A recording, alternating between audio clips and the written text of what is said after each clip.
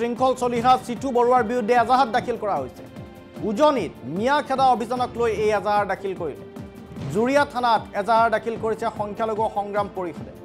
উদ্দেশ্যমূলকভাৱে সংখ্যালঘু অত্যাচাৰৰ অভিযোগ তুলিছে এই এজাহাৰত।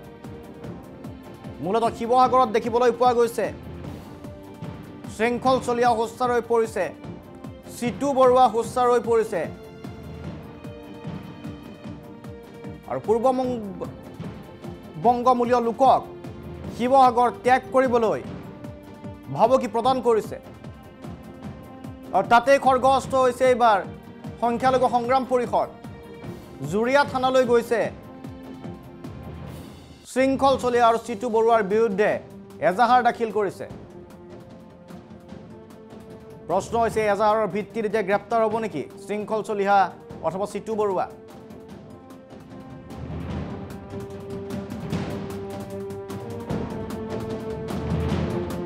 দুৰ্ভাগ্যজনক কথা, যোৱাকালি আমি দেখিলোঁ বীৰ লাচিত সেনা অসম আৰু জাতীয় সংগ্ৰামী সেনা অসম দুটি জাতীয় সংগঠন। আচলতে আমি নিজেও জাতীয় সংগঠন কৰোঁ, আমি জাতীয় সংগঠনক যথেষ্ট শ্ৰদ্ধা আৰু সন্মান জনাওঁ।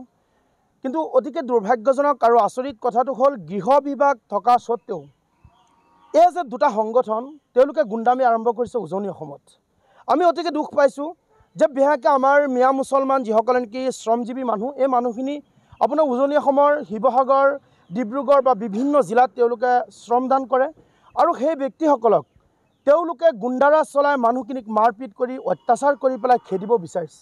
হাতত হেংদাং ল'ব, হাতত কেতিয়াবা চিকনি ল'ব, লৈ পেলাই পিটি পিটি মানুহখিনিক খেদিব। আমি দুখ পাইছোঁ। আমি মধ্য অসমৰ পৰা আজি আমি ক'বলৈ শব্দ নাইকা, আমি অসম সংখ্যালঘু সংগ্ৰাম পৰিষদৰ এটি সজাতি দলে আহি পেলাই আজি আমি জুৰিয়া আৰক্ষী থানাত আমি এজাহাৰ পত্ৰ দাখিল কৰিছোঁ। আমি তেওঁলোকক ক'ব বিচাৰোঁ, আচলতে আপোনালোকে বীৰত্ব দেখুৱাইছে না কা পুৰুষালী দেখুৱাইছে? আপোনালোকে যদি ৰিয়েল আপোনালোকে বীৰ পুৰুষ হ'লে হয়, এই নিৰীহ লোকসকলকতো আপোনালোকে কেতিয়াও নিপিটিলে হয়।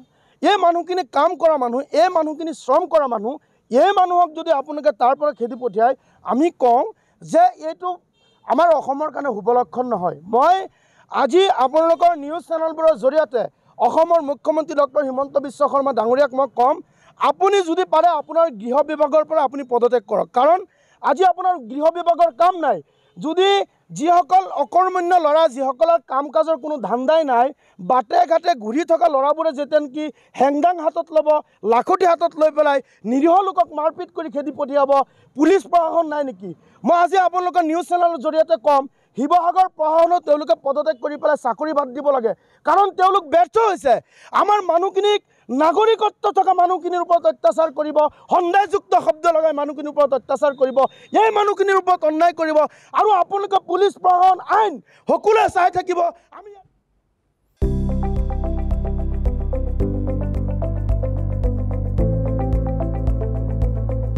NB নিউজ, সহজ সৰল ভাষাত নৱভাৰতৰ কথা।